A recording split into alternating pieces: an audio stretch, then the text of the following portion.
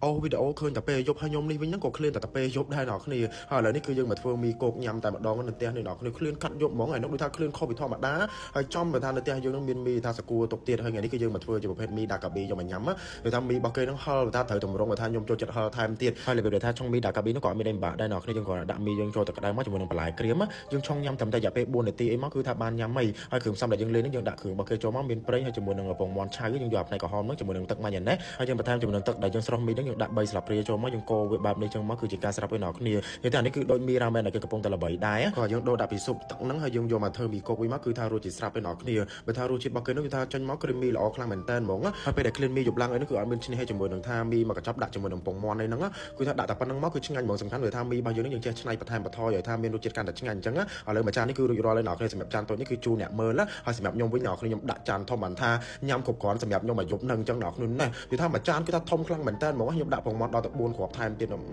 បើថារសជាតិរបស់គេហ្នឹងអ្នកគ្នាដឹងហើយយើងលាយជាមួយនឹងពងមាន់ចូលហើយយើងដាក់ជាមួយនឹងជីបន្ថែមកូរជាមួយនឹងគ្រឿងឲ្យសព្វមកហើយយើងច្បល់មកដែលថាយើងញ៉ាំជាមួយនឹងថាសារាយប្រទេសអញ្ចេះថែមទៀតវាទៅធ្វើឲ្យមីយើងបើថាកាន់តែរសជាតិឆ្ងាញ់ច្រោកវាថាសារាយមករសជាតិឆ្ងាញ់មែនតើពេលដែលមីរបស់យើងប៉ះចុងដាត់វាថារសជាតិបែបជាគ្រីមមីដូចឆ្ងាញ់មែនតើអ្នកគ្នាពេលដែលយើងដាក់លេទឹកម៉ាញ៉ូណេសមានពងមាន់ឆៅអាក្រហមហ្នឹងដាក់ជាមួយនឹងគ្រឿងគេច្បល់មកអូយអ្នកគ្នាហ្មងហើយមីរបស់គេនេះក៏ថាហឹលទៅថែមទៀតអ្នកគ្នាចំតម្រងដែលថាយើងចូលចិត្តហឹលថែមទៀតដល់ពេលដែលញ៉ាំមីអញ្ចឹងទៅ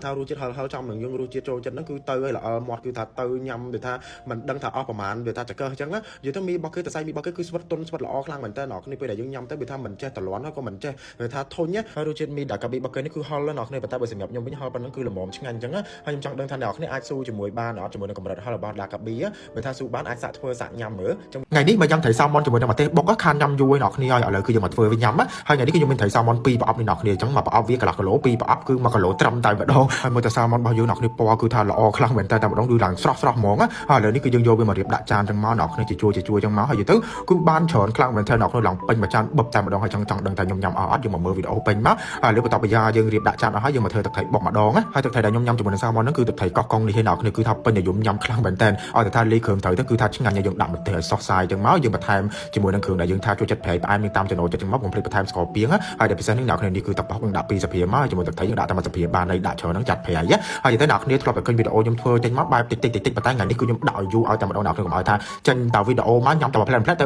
បាត់អញ្ចឹងតែថ្ងៃនេះខ្ញុំញ៉ាំឲ្យថាយូរឲ្យអ្នកគ្នាមើលទៅថាស្រស់ទឹកមាត់អញ្ចឹងហើយម្ទេសបុករបស់យើងមិនម្ទេសរៀងច្រើនដែរអញ្ចឹងយើងបើកទូទឹកកកយកទឹកប្រូវីដាមកដបយកមកញ៉ាំអញ្ចឹងមកអ្នកគ្នានិយាយទៅខ្ញុំចូលចិត្តញ៉ាំខ្លាំងមែនតើឥឡូវនេះមកដល់វគ្គញ៉ាំឲ្យសាម៉ុនរបស់យើងអ្នកគ្នាគឺថាម្ទេសឡើងពេញនឹងតែម្ដងដាក់មួយម៉ាត់និយាយថាសាច់សាម៉ុនរបស់យើងនោះគឺថាឡើងផ្អែមឡើងឆ្ងាញ់បងសំខាន់ណាស់សាច់សាម៉ុនរបស់យើងនោះជាប់ខ្លាញ់ទៀតដល់ពេលដែលយើងញ៉ាំទៅគឺថារសជាតិរបស់វាទន់ឆ្ងាញ់ហើយវាត្រូវជាមួយនឹងទឹកត្រីបុកដែលយើងថាដាក់រសជាតិមកប្រៃផ្អែមមកហឹលអញ្ចឹងទៀតអ្នកគ្នានិយាយទៅគឺញ៉ាំបានច្រើនខ្លាំងមែនតើណាហើយអ្នកខ្លះដែលចូលចិត្តញ៉ាំត្រីសាម៉ុនគឺមើលវីដេអូនេះត្រូវហ្មងអ្នកគ្នាហើយបើថាអត់ចេះញ៉ាំត្រីសាម៉ុនទៀតគឺចប់តែម្ដងហើយរបស់ឆ្ងាញ់អត់ចេះញ៉ាំទៀតគឺឆប់ហើយសម្រាប់ខ្ញុំវិញអ្នកគ្នាញ៉ាំត្រីសាម៉ុននេះញ៉ាំលើកណាក៏ថាមិនដែរថាចេះតលន់អ្នកគ្នាឬក៏ខ្ញុំចូលចិត្តញ៉ាំហឹលប៉ុន្តែបើថាត្រីសាម៉ុននេះបើយើងញ៉ាំបែបហឹលចាអាហ្នឹងបានវាញ៉ាំឆ្ងាញ់ញ៉ាំទៅអត់ចេះតលន់ទេអ្នកគ្នាញ៉ាំចង់ឲ្យថាញ៉ាំប្រហែលគីឡូក៏អត់ចេះតលន់ដែរហើយត្រីសាម៉ុននេះគឺខ្ញុំចូលចិត្តញ៉ាំបំផុតគឺជាមួយនឹងសារាយទី5បញ្ជូរសមុទ្រនោះគឺដាក់មកគឺត្រូវគ្នាហ្មងអ្នកគ្នាហើយញ៉ាំបែបពេលល្ងាចឡើងអញ្ចឹងទៅកាន់តែពិសេសហ្មងហើយបើមានអីក្រេបបន្តិចទៀតហ្នឹងគឺថាអែមតែម្ដងអ្នកគ្នាហើយមើលមាត់ខ្ញុំអ្នកគ្នាញ៉ាំដល់ណានមាត់ហ្មងហើយឡើងចង់អួលអ្នកគ្នាលើដាក់ទឹកស្ពៃប្រូវីដាមួយម៉ាត់សិនប្រូវីដាទឹកស្ពៃធម្មជាតិទី1នៅប្រទេសកម្ពុជាប្រូវីដាទឹកស្ពៃសុខភាពអញ្ចឹងណាអ្នកគ្នាញ៉ាំដើម្បីជួយសុខភាពល្អអញ្ចឹងបន្ទាប់ពីថាយើងដាក់ទឹកហើយគឺរៀងស្លាស់កំពង់កទីអ្នកគ្នាអញ្ចឹងយើងមកបន្តញ៉ាំទៀតអញ្ចឹងមកហើយសម្រាប់ត្រីសាម៉ុនមួយចាននេះគឺថាដឹងតែមិនសល់ទេអ្នកគ្នាដឹងតែខ្ទេចមាត់តែម្ដងព្រោះរបស់ត្រីថាយើងចូលចិត្តគឺថាញ៉ាំដល់តែអស់អញ្ចឹងតែម្ដងអ្នកគ្នាមើលអានេះរៀងណែនមាត់តិចណាអញ្ចឹងវីដេអូមានត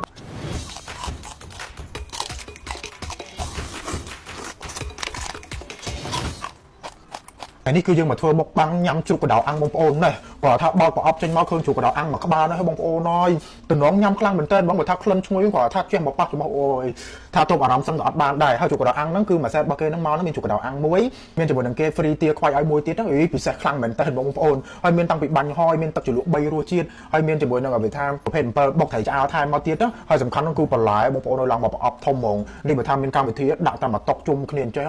និយាយថាញាក់សាច់ហ្មងអត់ឲ្យបាច់ចាំយូរណាគឺយើងមកស្ដាប់សលេងជ្រូករបស់យើងទាំងអស់គ្ន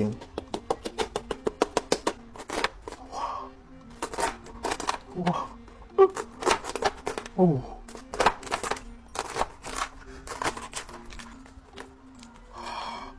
ូអូបងប្អូនជាប់សិតតែស្បែកហ្មងសឹងតែថាអត់មានខ្លាញ់ណាអូជួយមែនតើវ៉ាវជួយមែនតើ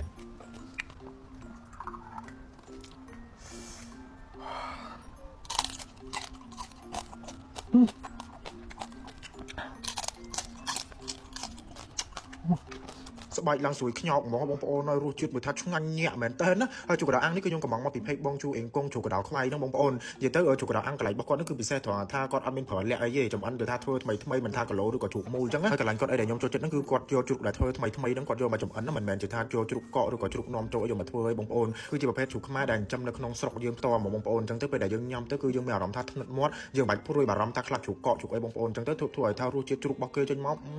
ញាក់ខ្លាំងមែនតើហើយសម្រាប់ជ្រូកកដោឥឡូវមកឈុតឥឡូវហ្នឹងគឺតម្លៃពេញហ្នឹង$115បងប្អូនបើសិនជាបងប្អូនកំងទិញឥឡូវនេះហ្នឹងគឺបញ្ចុះតម្លៃនៅសល់ត្រឹមតែ$100ហើយ$100ហ្នឹងគឺគេមាន free តាំងពីបាញ់ហយតាំងពីទាខ្វៃតាំងពីថាអំពិលបុកត្រីឆ្អើរមានទឹកជ្រលក់ទឹកអីគឺថា free បន្លែ free អីមក set ដូចឃើញក្នុងវីដេអូអញ្ចឹងបងប្អូនអញ្ចឹងត្រឹមតែ$100គឺបងប្អូនអាចញ៉ាំជ្រូកកដោអាំងបើថាជុំគ្នាយ៉ាងឆ្ងាញ់អញ្ចឹងហ្មងនិយាយទៅជ្រូកកដោអាំងខាងគាត់នេះគឺមានច្រើនខ្នាតមែនតើបងប្អូនអាចជ្រើសរើសខ្នាតណាមួយក៏បានដែរអញ្ចឹងទៅគ្រប់ខ្នាតទាំងអស់ហ្នឹងគឺគាត់បញ្ចុះតម្លៃអូតូម៉ាទិកហ្មងហ្នឹងគឺ$10គ្រប់ខ្នាតមិនថាបងប្អូនកំងខ្នាតតូចខ្នាតធំខ្នាតកដាលអីហ្នឹងគឺបញ្ចុះតម្លៃគឺ$10បងប្អូនអញ្ចឹងទៅបងប្អូនចង់ញ៉ាំអីកំងមុនទៅ2-3ម៉ោងទៅគឺធ្វើបាន